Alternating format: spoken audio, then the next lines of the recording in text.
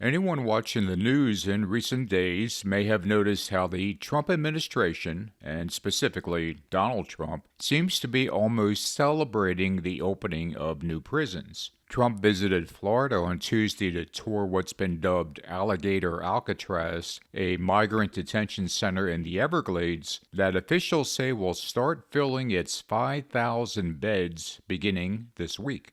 The prison was put together by the state of Florida within days of receiving federal approval last week, and the nickname of Alligator Alcatraz was coined by the Florida Attorney General as a reference to the prison's location, which is home to alligators and pythons. Trump was joined by Homeland Security Secretary Kristi Noem, Florida Governor Ron DeSantis, and other state emergency management officials. "I thought this was so professional, so well done," Trump said after touring the center, which features rows of fenced-in bunk beds and a razor wire perimeter. "It's really government working together," he added. The White House also posted an image on X which said, "Alligator Alcatraz, make America safe again," with an image of alligators in ice hats, clearly suggesting that the alligators would eat anyone who tried to escape. The image posted by the White House prompted numerous people to point out that allusions to alligator bait were also made a century ago by Jim Crow-era racists about African Americans. The point of the propaganda back then was to dehumanize African Americans and to characterize any violence against them as either justified or even a bit humorous. Today's version of that propaganda has the government dehumanizing illegal immigrants. For his part, Trump described the facility as an East Coast version of the infamous Alcatraz prison off of the San Francisco coast. When asked if the idea was for detainees to get eaten by alligators if they tried to escape, Trump replied, "I guess that's the concept. Snakes are fast, but alligators, we're going to teach them how to run away from an alligator. Don't run in a straight line, run like this," Trump said, waving his hand in a zigzag motion. "You know what? Your chances go up about 1%. This is what you need, a lot of bodyguards and a lot of cops in the form of alligators. It might be as good as the real Alcatraz site. That's a spooky one too, isn't it? That's a tough site." It's hard not to notice that Trump simply lights up when talking about prisons. Alcatraz has long been a source of fascination for Trump, who mused earlier this year about reopening the San Francisco facility despite cost and feasibility concerns. A few days back, he posted this on Truth Social. "We're going to look into renovating and rebuilding the famous Alcatraz prison sitting high on the bay, surrounded by sharks. What a symbol it is and will be. Conceptual work started 6 months ago, and various prison development firms are looking at doing it with us. Still a little early, but lots of promise." Notice how gleeful he sounds about this. Amazingly, Trump's call to reopen Alcatraz as a maximum security prison may have actually been inspired not by any research his administration had done, but by what he saw on TV. Trump's announcement came just hours after a local PBS affiliate aired Escape from Alcatraz, the 1979 Clint Eastwood movie which dramatized a real-life prison break from the island.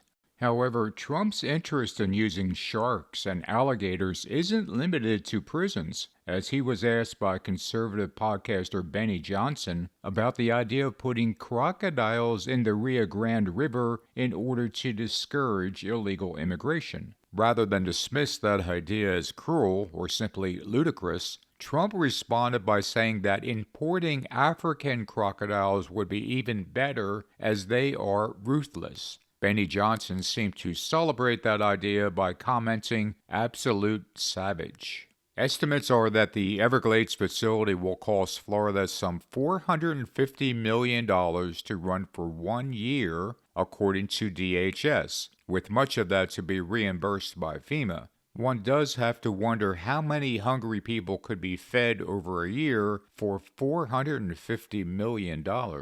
In case you were wondering if all of this couldn't get any more tasteless, The Florida State GOP is now also selling Alligator Alcatraz branded t-shirts, trucker hats, and other paraphernalia on its website. And if all the celebrations of prisons and fantasies about alligators and sharks circling them isn't enough bloodlust, Trump announced that he's thinking of staging a UFC fight on the White House grounds to celebrate 250 years of American independence. Sometimes you can only shake your head in disbelief. But as Christians, one thing that should stand out to us is how what's going on now is in stark contrast to how the Bible tells us to treat others. And I'm not just talking about those who are in prison. Let's look at Matthew 25, where Jesus says the following: "Then the king will say to those on his right hand, 'Come, you blessed of my Father, inherit the kingdom prepared for you from the foundation of the world. For I was hungry, and you gave me food. I was thirsty, and you gave me drink. I was a stranger, and you took me in. I was naked, and you clothed me. I was sick, and you visited me. I was in prison, and you came to me.' Then the righteous will answer him, saying, 'Lord, when did we see you hungry and feed you, or thirsty and give you drink? When did we see you a stranger and take you in, or naked and clothe you? Or when did we see you sick, or in prison, and come to you?' And the king will answer and say to them, 'Assuredly, I say to you, inasmuch as you did it to one of the least of these my brethren, you did it to me.'" Here are those that Jesus specifically tells us to help in these verses: those who are hungry and thirsty, those who need clothing, those who are a stranger to our shores, those who are sick, those who are in prison. Is it any coincidence, then, that the administration of Donald Trump, the man who lines up with the biblical Antichrist, backs legislation that hurts those most in need of food and clothing, those who are sick, those who are a stranger to our shores, that they dehumanize those who are in prison? But although Trump and those in his administration may have a reason to celebrate now, the time is coming when that won't be true. And the same can be said for many professed Christians who walk lockstep behind Donald Trump. One day soon they will look to Jesus and ask, "Lord, when did we see you hungry or thirsty or a stranger or naked or sick or in prison and did not minister to you?" The answer they will hear is, "Assuredly, I say to you, inasmuch as you did not do it to one of the least of these, you did not do it to me." And these will go away into everlasting punishment, but the righteous into eternal life. Thank you for watching, and I'll talk to you guys soon.